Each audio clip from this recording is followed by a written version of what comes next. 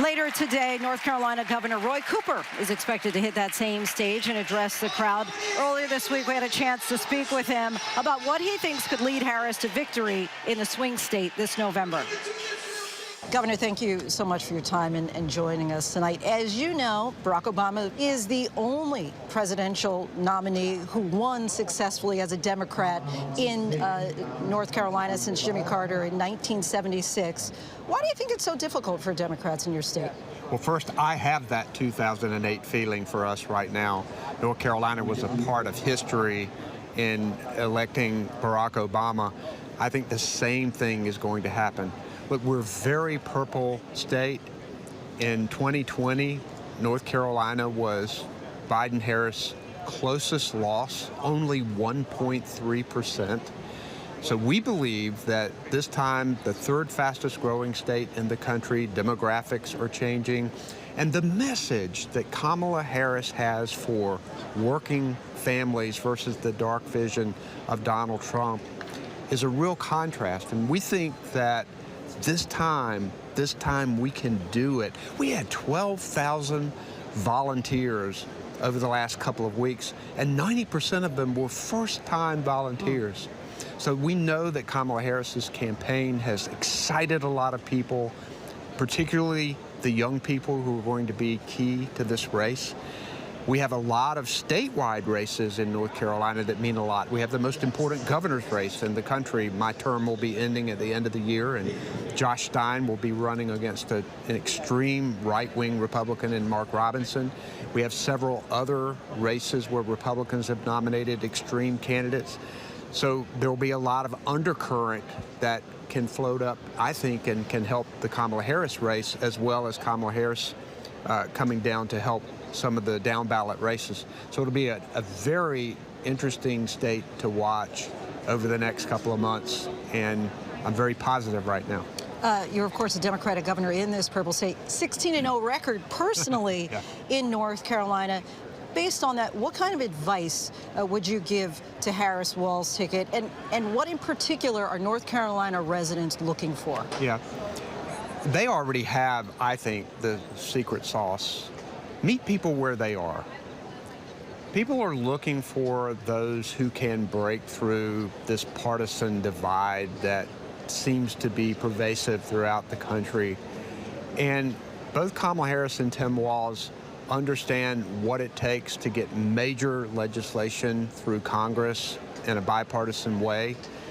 North Carolina's already benefiting from high-speed internet, from roads and bridges being built, from Medicaid expansion that came from a boost that the Biden-Harris campaign administration provided for us for mental health. We convinced the Republican legislature to expand Medicaid.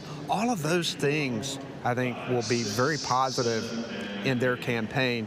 And I think that we'll be able to pick up more rural voters than normal because of all of the investments that have been made. Of course, Kamala Harris unveiled her economic plan just last week. Part of that is a ban on price gouges at supermarkets. A number of economists have been critical of that plan. Donald Trump has called it outright communist, saying that it's going to lead to hunger and price gouging. What's your response to that criticism? Well, first, she chose North Carolina to unveil this economic plan on last Friday. Both Kamala Harris and I served as state attorneys general. We served at the same time.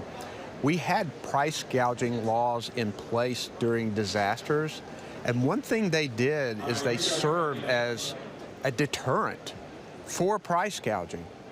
I think the very idea that this legislation is being proposed will make the corporations that sometimes are putting money in their pockets versus passing savings on to consumers would pay attention to it. I think she's also showing working families that she is for them, that she understands that they're facing higher costs at the grocery store and for child care. She's a person that's always looked after working families. Donald Trump's a guy who's always ripped them off. And I think that that's a clear message that's going to be sent during these next 2 months before this election. Give us a similar anecdote, if you don't mind. I know that you've known the vice president for about a decade or so now, since you were both attorneys general. What is something that we don't know about her as a person beyond the prosecutor or politician?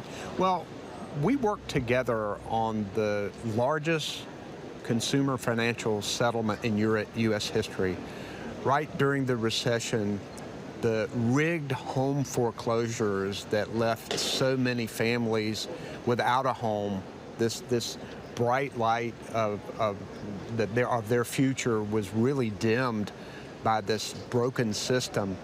She kept us out front, worked very hard, pushed it, but she also knew that she had to strike a deal in order to get money back for people. And behind the scenes, she was working on that, and not only knows how to be up front, being forceful, but understands details, understands the law.